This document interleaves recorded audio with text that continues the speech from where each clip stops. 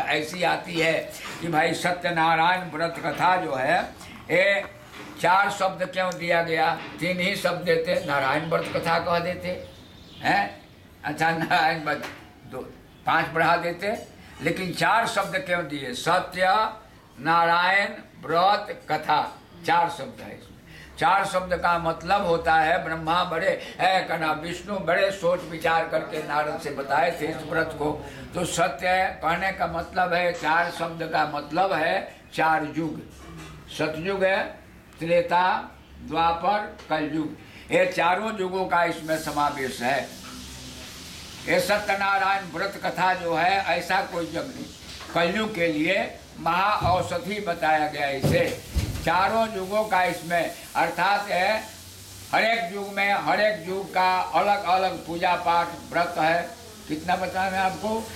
सतयुग कृत, सतयुग है, कृतयुग है, योगी विज्ञानी करी हरि ध्यान तरहि भवतानि, त्रेता विविध योग जप करहि प्रभु ही समर्पि आन भव तरहि, द्वापर कर हर रघुपति पद पूजा नर भव तरहि उपाय न दूजा, आ कलयुग केवल हरि गुण गाहा, आ सुमिरी सुमिरी नर पावहि था।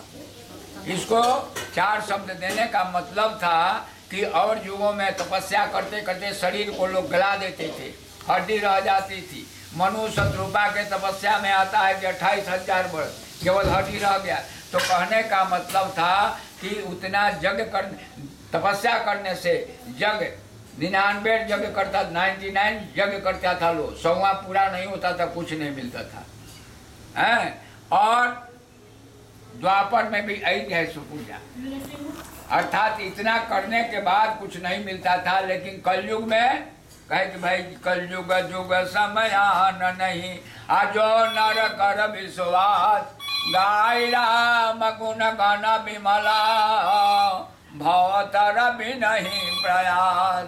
कलयुग के समान कोई युग नहीं जी, इसमें इतना सुविधा दे दी है कि भाई सब कुछ अपने परिवार में रहते हुए घर को नहीं त्याग करके और भगवान को स्मरण करना।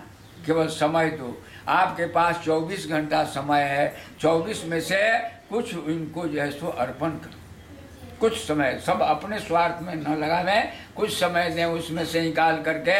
और समय क्या देना है? उनके सामने बैठ जाना है। पूजा पाठ कोई पाठ नहीं करे तो भी जो है सो बैठ करके कहना है कि हे प्रभु हम आपके हैं, हम आपके हैं, हम आपके हैं। क्योंकि ये मनुष्य का जीवन जो है, जोनी है, बड़े दुर्लभ है। भगवान की जब कृपा होती है तो एक बार मनुष्य बना करके भेज देते हैं, और युगों में सब कुछ सुविधा मिलता है। हमारे धर्मशास्त्र में भी बताया गया कि आहार निद्रा भय मैथुनम च समान में तत्प्रभुनाम, धर्मो हितेषा मधुको विशेष, अधर्मे नहीं ना पशु भी समानाम।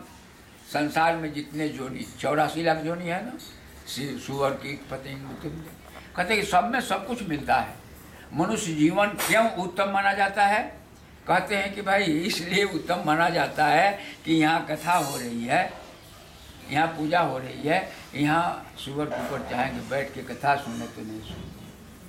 वो यदि चाहे कि मंदिर में जा कर के भगवान को प्रणाम करें तो नहीं कर सकते, वो तीर्थ स्थान में नहीं जा सकते, भगवान के चरणोदक को नहीं ले सकते। सब कुछ मिलता है, आहार निद्रा भय मैथुन सब समान, मनुष्य के समान है। वो लोग भी खाते हैं, मनुष्य भी खाता है, वो लोग भी सहन करते हैं, मनुष्य भी सहन करता है। आहार निद्रा भय, वो लोग को भी प्राण का भय है, चींटी को भी भय, हाथी को भय, मनुष्य को भय प्राण का भय में। तो सब बाल बच्चा पैदा करते हैं, मनुष्य भी करता।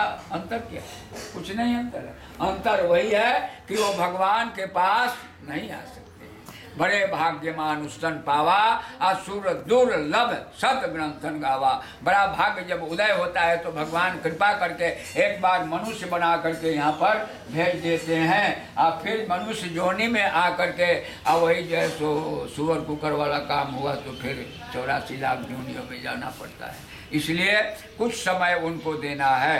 जो पैसे कमाते हैं उस पैसों से कुछ धार्मिक काम या दूसरे का उपकार हो, ऐसा जो है सो मन में जो रखते हैं, अपने बाल बच्चों गृहस्थ आश्रम में रह करके अब फिर उद्धार हो जाता है उनको। तो आगे बढ़ाते हैं हम कथा को। कथयति कथा कहने को कथा है। भगवान सत्यनारायण व्रत